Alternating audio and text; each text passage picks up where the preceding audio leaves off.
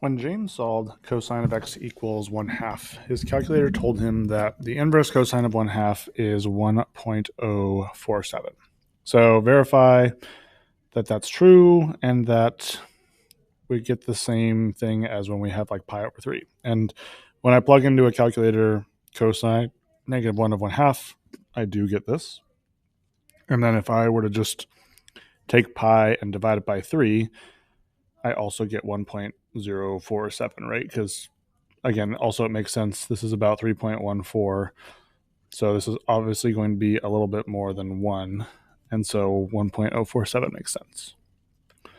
The A here asks us to talk about how there's actually two solutions in this, because when I'm looking at a unit circle here, and if I'm saying like when is cosine of x 1/2, well, there's two different spots, right? There's pi over 3 and there's also 5 pi over 3. Those are the two different spots between 0 and 2 pi that we get an x value of 1/2. So there's really two answers. Calculator only gives one because that's what a calculator does. It can only give one answer. And so the more specific reasoning behind it is the fact that it doesn't land in the domain that we're going to be ready for. And so when we, or the range is what I should say, if like we were to look at the graph of that, the inverse cosine.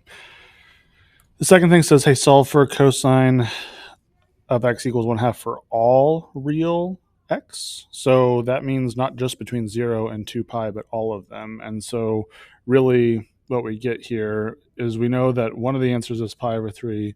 We know that another answer is 5 pi over 3.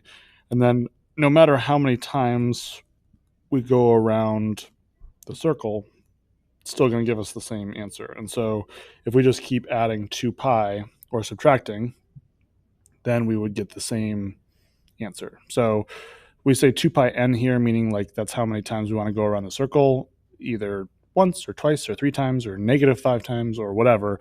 That gives us, that represents all of the different solutions for our answer for x. Can you get the complete solution entirely from a calculator, or do you have to draw and think? Well, you have to draw and think because we need both of the answers between 0 and 2 pi, and then we need to take those solutions and add 2 pi n.